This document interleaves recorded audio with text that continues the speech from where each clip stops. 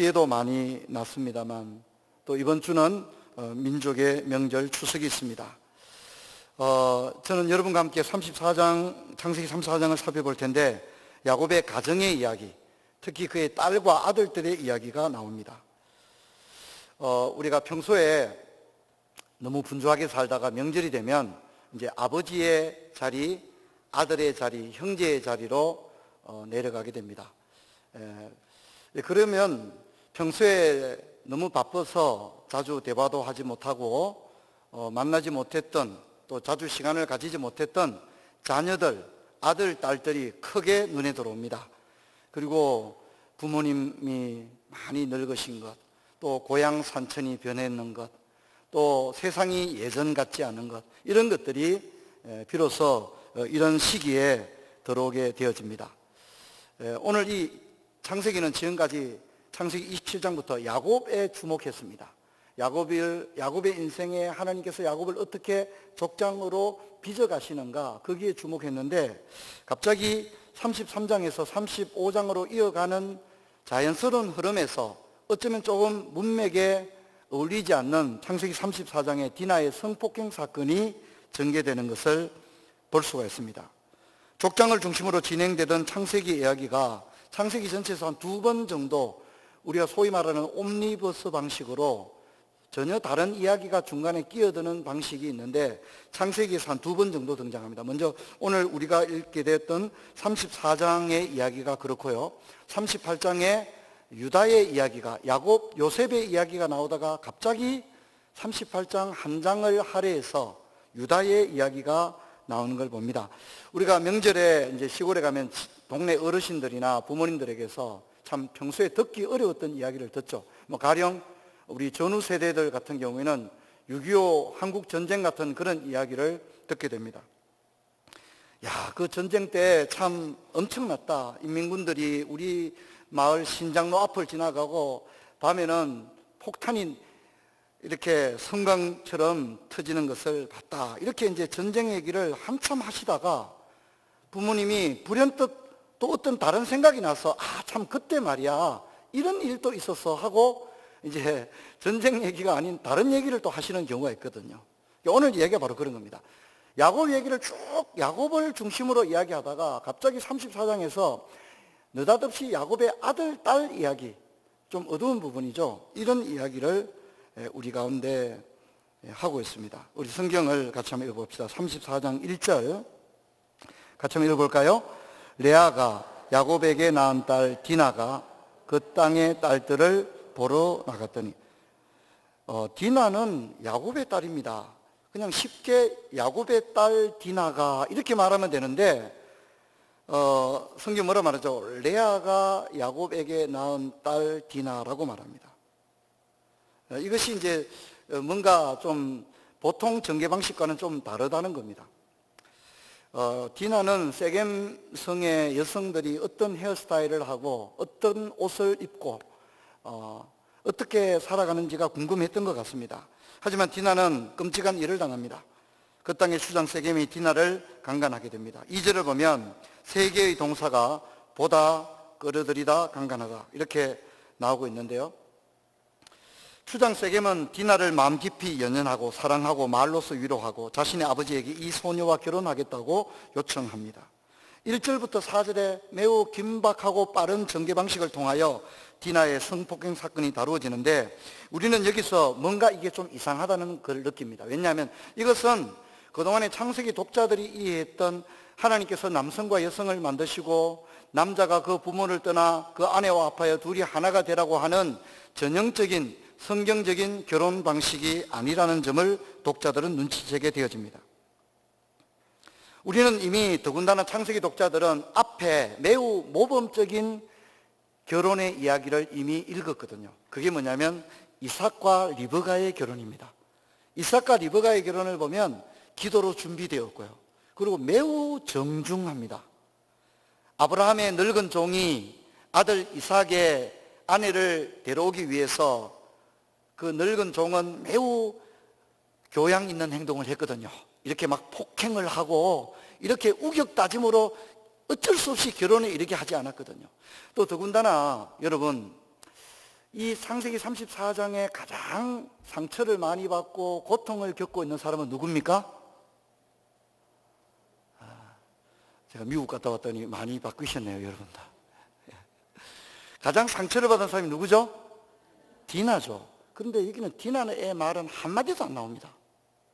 디나의 입장, 디나의 마음, 뭐 디나를 어떻게 돌보았는지 그런 얘기가 전혀 안 나옵니다. 하지만 리브가는 다릅니다. 리브가의 부모들은 리브가에게 선택권을 줍니다. 이 결혼 네가 결정해라. 그렇죠? 네가 원한다면 저 종을 따라 너의 시댁이 있는 곳으로 가라.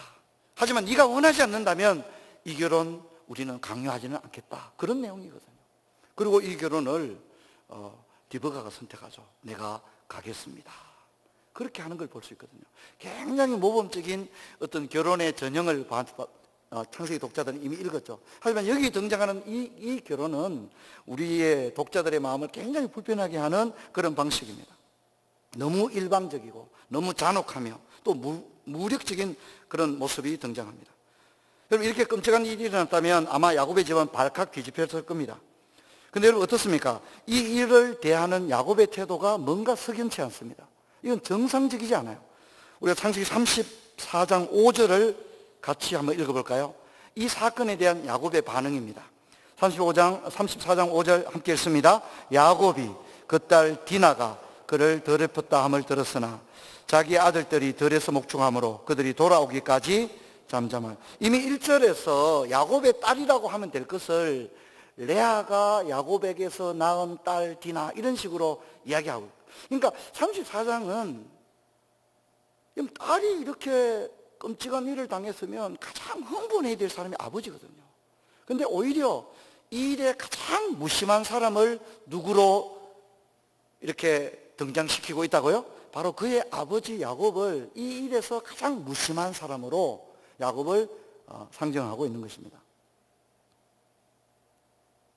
그래서 이 사건의 구도를 보면 이 사건에서 전면에 나서는 것은 야곱이 아닙니다. 이 소녀의 오라비들입니다. 시몬과 레위입니다.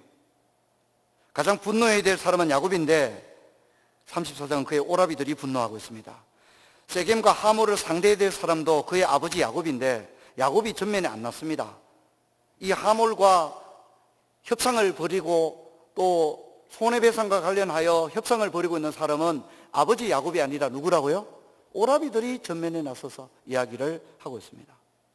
11절을 보면 야곱을 뭐라고 말합니까? 디나의 아버지라고 말합니다. 그러니까 창세기는 철저할 정도로 디나와 아버지가 얼마나 멀리 있다는 것을 의도적으로 자꾸 보여주는 거예요. 그래서 야곱의 딸 디나라고 말하면 되는데 이것을 레아가 야곱에게 낳은 딸 디나라고 말하고, 여기서는 또 뭡니까? 야곱이라고 말하면 될 텐데 디나의 아버지 이렇게 말하면서 최대한 아버지 야곱의 이름을 빼버리려고 이야기하는 겁니다. 이렇게 함으로써 사실 가장 애통해야 될 아버지가 가장 무심한 아버지로 지금 등장하고 있는 겁니다.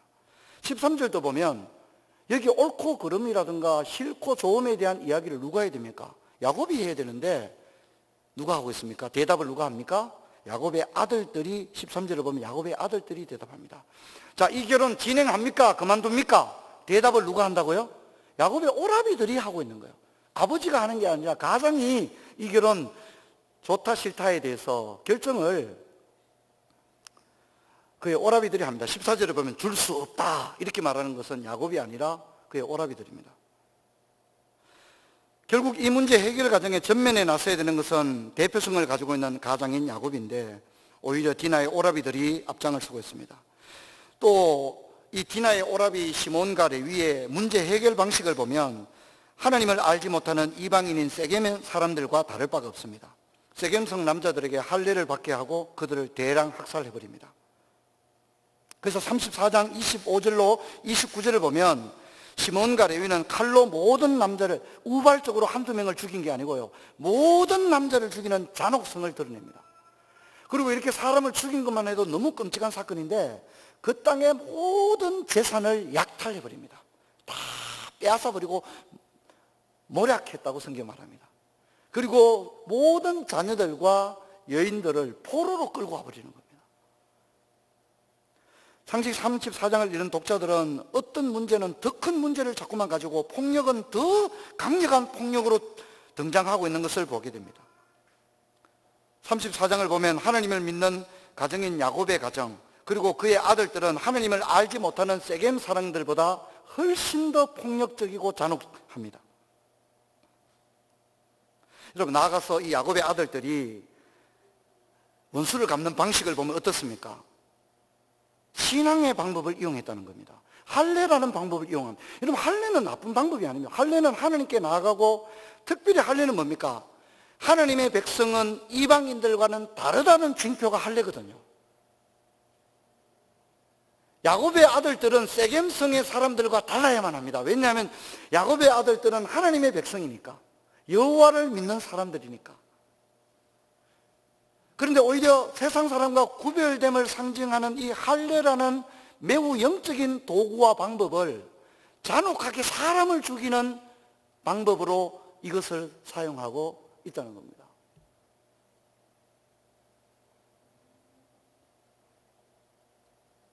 야곱의 아들들은 일양 신앙의 옷을 입고 있는 것처럼 보이지만 실상은 살인자들이요 모략꾼들입니다.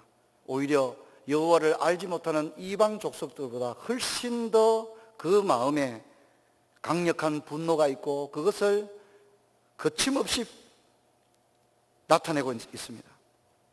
또한 우리는 여기서 또 한 가지의 좋지 못한 모습을 봅니다. 하몰과 세겜은 신앙은 없으면서 뭘 받겠다고 합니까? 할례 받겠다는 거예요. 신앙도 없으면서. 근데 이들이 목적이 뭡니까? 아들 장가 보낼 수만 있다면 등록하겠습니다. 뭐 다음 주에 특송도 할게요. 막 이렇게 나오는 겁니다. 그런데 여러분 보십시오. 이 시몬과 레위, 하몰과 세겜들은 신앙이 있든 없든 누구를 이용하고 있습니까? 여호와 신앙을 이용해 먹고 있는 거예요. 그런데 중요한 것은 이들의 공통점은 뭡니까? 이들에게 하나님이 있어요, 없어요? 하나님이 없다는 거예요. 하나님이 없다는 거예요. 예수님께서 많은 군중이 예수님을 따랐지만 예수님은 그 군중에 현혹되지 않았습니다. 예수님은 그 군중의 내면을 정확히 알고 계시죠. 저들이 나를 따르는 것은 떡을 먹고 배부른 까닭이다. 입술로는 나를 존경하지만 마음은 내게서 멀도다. 분명하게 얘기합니다. 여러분, 주님은 우리가 이 자리에 앉아서 매우 종교적인 자리에 나와 있는 것으로 만족하는 것이 아니라 우리가 전심으로 하나님을 갈망하는 것을 원하시는 줄로 믿습니다. 이 자리에 앉아서 진짜 예배를 잘 드리고 그렇게 하고 뭐 교회 목사 장로 뭐 다 집사도 하고 권사도 하고 다 하지만은 내 마음속에 하나님이 없다면 이게 무슨 의미가 있습니까? 여기 와서 앉아 있는 게 무슨 의미가 있겠어요? 교회에서 아무리 멋진 일을 한다고 할지라도 가슴속에 하나님이 없는데 그게 무슨 하나님을 기쁘시게 할 수 있겠습니까? 비록 우리의 삶이 울퉁불퉁하고 좀 뭐가 나고 세련미가 없고 신앙에 아직 성숙이 없음에도 불구하고 하나님 없이는 이 험한 세상을 살 수 없습니다. 하나님, 나 같은 이 죄인에게 은혜를 베풀어 주옵소서. 하나님만이 나의 산 소망이 되십니다. 목마른 사슴이 신의 문을 찾기에 갈급함 같이 하나님만이 나의 소망이 되시기에 그 하나님의 은혜를 구하며 이전에 올라왔다면 여러분, 하나님은 그런 애통하는 자의 예배를 받으실 줄로 믿습니다. 믿습니다. 그것이 진정한 예배가 되는 겁니다. 여기 아무리 앉아 있어도 내 가슴에 하나님이 없다면 무슨 의미가 있겠습니까? 시몬과 레위, 세겜과 하몰은 그런 모습을 독자들에게 이야기하고 있습니다. 하나님을 믿고 이방인과 구별되는 신앙의 요소가 인간의 목적을 위해 남용되고 있는 장면을 보게 되어집니다. 여러분, 우리도 여기서 멀지 않습니다. 우리도 입만 열면 할렐루야 아멘을 얘기하지만 사실은 하나님을 생각하지 않습니다. 내 자존심을 먼저 생각하고 어떻게 하면 돈을 더 많이 벌며 수단과 목적을 가리지 않고 야망을 달성하고 높은 자리에 오르며 유명해지며 남들보다 화려한 인생을 살기를 원하고 있는 것입니다. 전심으로 하나님을 구하고 있느냐, 아니면 나의 인생을 위해서 살아가느냐. 여러분, 주님은 중심을 감찰하시는 하나님이신 줄로 믿습니다. 그리고 하나님 앞에 내 마음을 드리기를, 언제나 내 마음을 주님께 올려드리기에 실패하지 않는 저와 여러분 되기를 주의 이름으로 축원합니다. 저는 이 장면이 참 두렵습니다. 자식을 둔 부모 세대라면 가장 두려운 것이 자식 아니겠습니까? 자기 딸이 성폭행을 당하고 자기 아들들이 사람을 대량 학살하는 이 장면은 부모라면 정말 이런 일은 있어야 되지 않을 것입니다. 그런데 이 일은 야곱의 가정에서 일어났습니다. 참으로 두려운 일입니다. 세겜성 남자를 다 죽이고 재산을 몰수하고 자녀와 그의 아내를 포로로 끌고 왔으니 어떻게 되겠습니까? 세겜성과 동맹을 맺은 모든 인근에 있는 도시국가들이 일제히 야곱의 가정을 몰살하기 위한 전쟁을 일으킬 수밖에 없지 않겠습니까? 그런데 야곱은 말이 없습니다. 그런데 이제 말을 합니다. 야곱이 뭐라고 말하냐 하면 우리 한번 읽어볼 필요가 있지 않겠어요? 야곱이 뭐라고 말할까요? 입 꾹 다물고 마치 다른 집 자식을 이야기하는 것처럼 그런 태도를 보이던 야곱의 입에서 기껏 나온 말이 뭘까요? 그래서 우리는 34장 30절을 우리 같이 한번 읽어보겠습니다. 야곱이 시몬과 레위에게 이르되 너희가 내게 화를 끼쳐 나로 하여금 이 땅의 주민 곧 가나안 족속과 브리스 족속에게 악취를 내게 하였도다. 나는 수가 적은즉 그들이 모여 나를 치고 나를 죽이리니 그러면 나와 내 집이 멸망하리라.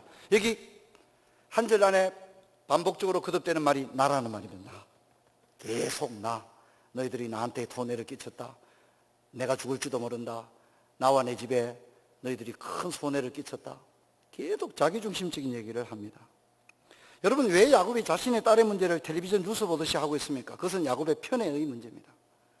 만일 자신이 사랑했던 여인 이 디나가 레아의 딸이 아니고 자신이 사랑했던 여인 라헬의 딸이었다면 야곱이 이렇게 하고 있겠습니까? 이렇게 하지 않을 겁니다. 그러면 야곱은 본래 자식들에 대해서 무심한 아버지입니까? 아닙니다.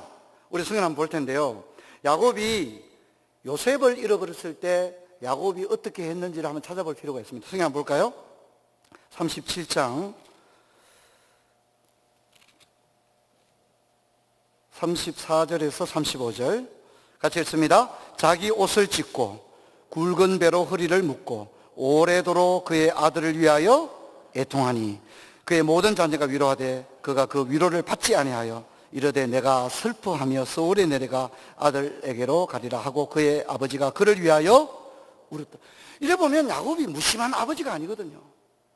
그런데 디나 레아를 사랑하지 않으니까 레아에게서 난 딸 디나에도 아버지는 마음을 주지 않고 있는 겁니다.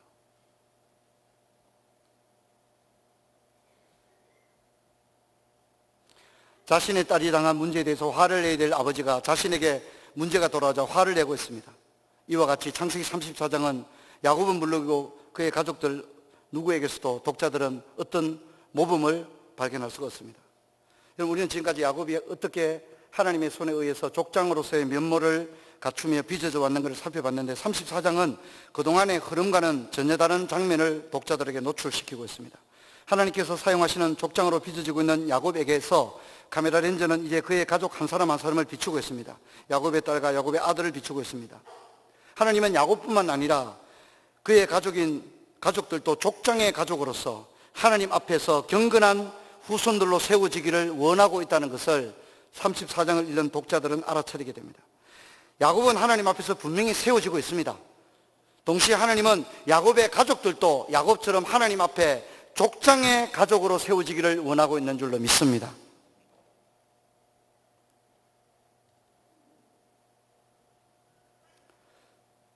하지만 야곱은 하나님 앞에 세워지고 있지만 야곱의 가정의 속사를 보면 하나님을 알지 못하는 이방 족속들과 다를 바가 없습니다. 여러분, 가나안 농군학교를 시작했던 김용기 장로님이 얼마나 존경을 받는 어르신입니까? 근데 그 아들 가운데 김평일이 가출을 하게 됩니다. 그래서 김용기 장로님이 아들에게 돌아오라고 편지를 쓰게 됩니다. 사랑하는 아들아, 객지에서 얼마나 고생이 많으냐. 나는 네 생각에 밤잠을 못 이룬다. 일본 사람들 7천만도 나를 꺾지 못했는데 네가 나를 꺾으려 하는구나. 국가와 민족을 위해 일하려 하는데 아들인 네가 나를 이해하고 도와주지 못할 망정 염려가 되게 하려 하느냐. 고당 조만식 선생님의 자녀, 남강 이승훈 선생님의 자녀, 도산 안창호 선생님의 자녀가 아버지 뜻을 잘 따라 주었기만 했다면 얼마나 좋았겠느냐. 이것이 민족의 염원이었단다. 내가 교회 가서 설교도 하고 남을 가르쳐야 되는데 정작 내 자식이 따라오지 않으니 근위도 없고 가르칠 자격도 없구나. 아들아, 나는 너를 사랑한다. 돌아와서 함께 값진 인생을 살자구나, 그렇게 편지를 하고 있습니다. 여러분, 창세기를 읽는 독자들에게 하나님은 뭐 너 자식은 어떻게 되든지 말든지 야곱 너는 하나님 앞에 바로 서라가 아니라, 하나님은 야곱을 바로 세운 다음에 거기서 끝이 아니라 야곱의 가정도 바르게 세우기를 원하는 줄로 믿습니다. 사랑하는 성도 여러분, 추석 명절입니다. 명절에 모처럼 가족이 모이는데 가족 간의 갈등이 많다고 합니다. 재산 문제, 종교 문제, 제사 문제, 벌초 문제, 부모님 모시는 비용 문제, 또 유산 상속 문제 등으로 경찰청 자료를 따르면 명절 하루 평균 경찰에 접수되는 가정폭력 신고 전화가 700건에서 900건에 이른다고 합니다. 또 가장 많은 말다툼을 하는 예가 부모와 자식 간의 말다툼이 가장 많다고 합니다. 여러분의 가정은 어떻습니까? 사랑하는 성도 여러분, 하나님은 여러분과 여러분의 가정도 하나님 보시기에 좋았더라 그렇게 세우기를 원하는 줄로 믿습니다. 먼저는 나 자신이 하나님 앞에 바로 서야 되겠지만 내 가족을 바라봐야만 하는 것입니다. 여러분이 야곱처럼 족장으로 세워져 가고 있다면 여러분 자신을 세우는 일에도 부단히 전진하시고, 한편 나아가 여러분의 가족들도 여호와 하나님 한 분만을 경배하는 가정으로 삼으시기를 주의 이름으로 축원합니다. 여러분의 아들들은 어디에 있습니까? 여러분의 딸들은 어디에 있습니까? 여러분의 딸은 뭘 하고 있습니까? 여러분의 아들들은 뭘 하고 있습니까? 야곱에게 시선을 향하던 창세기는 독자들에게 멈추어 서서 돌아보면서 여러분의 가정은 어떤가요? 여러분의 딸은 어디에 있죠? 여러분의 아들들은 어떤가요? 라고 묻고 있습니다. 성도 여러분, 우리는 딸을 바라보면서 울어야 합니다. 아들을 바라보고 울어야 합니다. 예수님은 갈보리 십자가 언덕으로 올라가면서 예루살렘 여인들을 향해서 이렇게 말씀했습니다. 예루살렘의 딸들아, 나를 위해 울지 말고 너희가 너희 자녀를 위해서 울어라, 그렇게 말했습니다. 오늘날 한국 사회를 보면 눈물이 없는 시대가 되었습니다. 눈물이 없다고 해서 인간의 감정도 메마른 건 아닙니다. 감정의 다른 부분들은 분노로 가득 차버리게 되었습니다. 감정은 본래 기쁨, 슬픔, 외로움, 이런 것들이 있지 않습니까? 그런데 인간을 구성하는 많은 감정들 가운데 애통의 감정들은 거의 사라져버리고, 이 현대인들은 애통은 없어지는 대신에 애통의 총량이 다 어디로 옮겨갔느냐면 분노로 옮겨갔습니다. 그래서 뭐 분노가 너무 가득 차 있는 거예요. 분노가 너무너무 가득 차 있습니다. 근데 여러분, 우리는 울지 않습니다. 애통하지 않습니다. 여러분, 명절에 가면 자녀들의 모습을 보면서 흐뭇하기도 하고, 뭐 온갖 감정이 있겠죠. 흐뭇하기도 하고, 안타깝기도 하고, 속상하기도 하고, 여러 가지가 있을 겁니다. 또 가족들 간에 툭툭 한마디씩 던지는데 그거 막 그냥 큐티할 생각하지 말고 그냥 가만히 계셔야 됩니다. 그 말을 막 분석하고 막 해석하고 이러면 머리 아픕니다. 여러분, 우리가 말대꾸하고 말싸움하기보다 차라리 애통할 수 있는 저와 여러분 되기를 축원합니다. 제가 오늘 호주로 떠나게 되어서 고향을 먼저 다녀왔습니다. 어떤 누구도 고향에 갈 때 조마조마합니다. 뭔 일이 있을까 봐 조마조마한 거죠. 말로 서로 상처를 주고받을 수 있기 때문에 조마조마한 거예요. 저 역시도 고향에 가면 조마조마합니다. 그 유명한 박근혜 노무현 사건도 있기 때문에 갈 때마다 조마조마합니다. 이제 고향에 가서 이제 다시 돌아오는데 제가 운전해 오면서 아내 손을 꼭 잡고, 여보 참 잘했다고, 당신 참 잘했습니다, 당신 참 잘했다고 제가 칭찬을 해줬어요. 아내도 저보고 여보 당신도 참 잘했어요, 그런 얘기했습니다. 여러분, 우리가 이번 명절에 잘하게 되기를 바랍니다. 잘하는 게 뭐겠어요? 참는 거죠. 참는 거고, 이해하고, 속상한 말 들어도 어떻게 해요? 참는 거죠. 애통하고 그럴 수 있는 거. 여러분, 또한 디모데후서 3장 4절로 5절에는 교회에 감독된 자들이 이렇게 건면합니다. 자기 집을 잘 다스려 자녀들로 모든 공순함으로 복종하게 하는 자라야 할지며, 사람이 자기 집을 다스릴지 알지 못하면 어찌 하나님의 교회를 돌보리요, 이렇게 말합니다. 여러분, 감독이 뭡니까? 대단한 일이죠. 목사가 감독입니다. 그런데 여러분, 목사가 되는 게 중요한 게 아니라 너희 자녀를 잘 돌보고 가정을 잘 다스리는 게 더 중요하다고 얘기하고 있습니다. 가정은 하나님이 알아서 하시고 나는 주의 일 하겠습니다. 아닙니다. 아닙니다. 가정을 내팽개치고 자식들은 어떻게 되든지 말든지 나만 하나님이 하면 됩니다. 성경은 그렇지 않다고 얘기합니다. 감독이 되려는 자는 자기 자녀를 잘 양육하고 가정을 잘 다스리는 자라야 할지니, 자기 집을 잘 다스리지 아니하면서, 이 다스린다는 말은 여러 가지 뜻이 있어요. 다스린다는 말은 가정을 잘 세워간다는 뜻입니다. 가정에 많은 관심을 가지고 그렇게 하면 이런 가정이 뚝 세워지는 게 아니잖아요. 가정을 세우는 게 얼마나 힘들고 어렵습니까? 근데 그 일을, 야, 그건 세속적인 일이야, 너는 주의 일만 해. 아닙니다. 가정을 세우는 일을 하나님의 사명보다 앞세우고 있다는 것을 성경은 얘기해 주고 있습니다. 그러므로 우리가 교회에서 신앙생활 열심히 하고 하지만 가정생활은 대충 해야 되는 게 아닙니다. 이번 명절에 온 가족이 둘러앉아 찬송 부르시고 추수감사 예배도 드리시고 하나님께 영광 올리시기를 축원합니다. 양보하시고 이해하십시오. 듣기는 속해하고 말하기는 더디하시기 바랍니다. 더디하시기 바랍니다. 모든 말을 다 해야 되는 건 아닙니다. 영원히 하지 말아야 될 말도 있습니다. 그 말은 영원히 하지 말아야 됩니다. 오늘 내가 할 말 다 하고 간다, 여러분, 그러면 안 됩니다. 그러면 끝장나는 겁니다. 진짜 다시 고향에 못 갈지 모릅니다. 해야 될 말, 하고 싶은 말이 있지만 그 말을 다 하면서 살 수는 없는 겁니다. 여러분, 이번 명절에 고향 갔다 오는 게 40일 새벽기도 12번 하는 것보다 더 힘든 겁니다, 여러분. 40일 새벽기도는 그냥 하면 되지만요, 고향에 갔다 오는 것은 보통 일이 아닙니다. 여러분, 그리스도를 믿는 성숙한 신앙을 이번 명절에도 유감없이 드러내는 그런 저와 여러분 다 되기를 주의 이름으로 축원합니다. 자리에서 일어나겠습니다.